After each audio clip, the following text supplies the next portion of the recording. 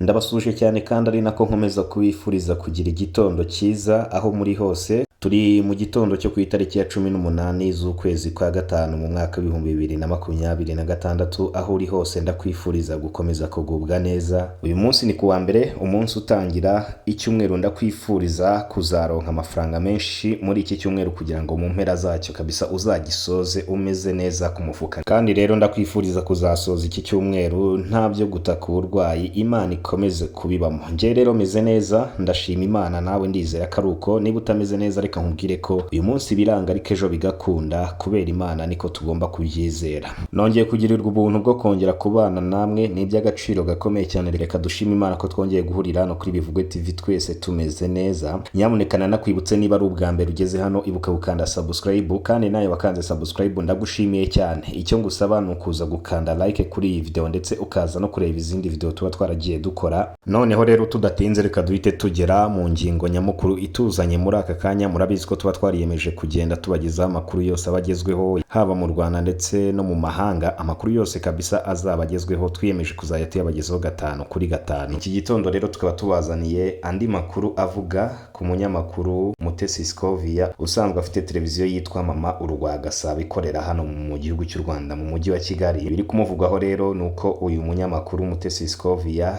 yasubije ubutumwa Ambasaderi Olivier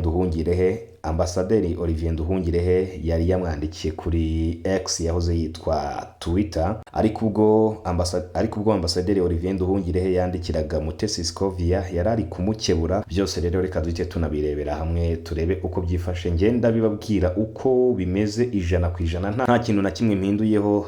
Nibyo twege tuba twariyemeje. No kuvuga ngo umunyamakuru Mutesi Scovia yasabye Minisitiri w'Ububanyi n'Amahanga n'Ubutwererane w'u Rwanda Ambasaderi Olivier Nduhungirehe ko we nabo bakorana muri Minisiteri bajya bibuka gukoresha n'ururimi rw'Ikinyarwanda, kuko mu bo babwira haba harimo n'Abanyarwanda batumva indimi z'amahanga. Iyi nyandiko y'ubu butumwa bwa Mutesi Scovia yasubije Olivier Nduhungirehe. Ubu butumwa yabwanditse Olivier Nduhungirehe amaze kumukebura amubwira ko agomba gushaka umunyamakuru w'umuhanga mu ndimi zose kugira ngo ajye abasha gusemura ndetse no gusobanura ibyanditse neza kugira ngo atagira ikintu na gito yibeshyaho. Ubwo Mutesi Scovia yari akimara kubona ubu butumwa yagize ati, turagusaba kujya ubwira abo mu biro byawe bakadushyirira no mu Kinyarwanda, kuko abo ubwira sabi Paris, Kinshasa cyangwa se i Buruseli gusa, ahubwo harimo n'Abanyarwanda ba Kiyombe, Mushubati na za Kinigi. Ubwo hano Mutesi Scovia yarashatse kubwira bwana Olivier Nduhungirehe ko mu by'ukuri mu Rwanda hari nk'Abanyarwanda batize batumva neza indimi z'amahanga, ko bagomba nyine kujya babyandika no mu Kinyarwanda kugira ngo n'abatazi indimi z'amahanga babashe gusobanukirwa neza ibyo baba banditse. Ntabwo ari gusa yagarukiye, kuko Mutesi Scovia yakomeje arandika.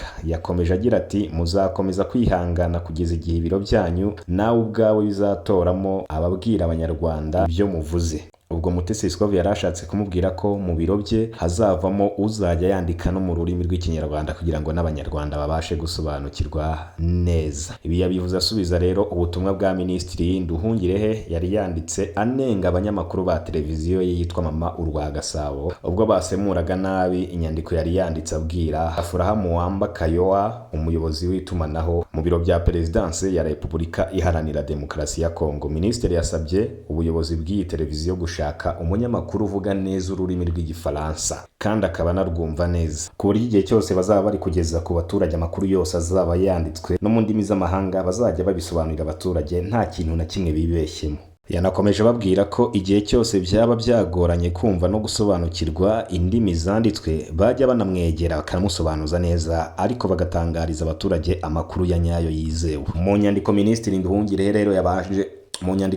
Nduhungirehe yabanje kwandikira Mutesi Scovia amukebura. Yagize ati, inyandiko yanjye yanditse mu rurimi rwumvikana, muzashaka umunyamakuru uvuga neza Igifaransa asemura inyandiko nk'iyi uko bikwiye mbere y'uko muyiganiraho, kandi nibiba ngombwa muzambaze. Aha rero niho Mutesi Scovia yahise asubiza bwa butumwa nari nabanyuriyemo haruguru, asubiza uyu Ambasaderi Olivier Nduhungirehe. Ibintu bikomeje kugenda bigibwaho impaka ku mbuga nkoranyambaga. Reka dutegereze rero turebe ko nyuma hari icyo bari buze gukomeza kubivugaho, cyangwa se wenda niba hari n'ibindi biri buze gutangazwa nyuma y'ibi tugomba kubibagezaho 5 kuri 5. Nge rero ni nuko soje, ndabashimiye cyane, mukomeze mugire umunsi mwiza.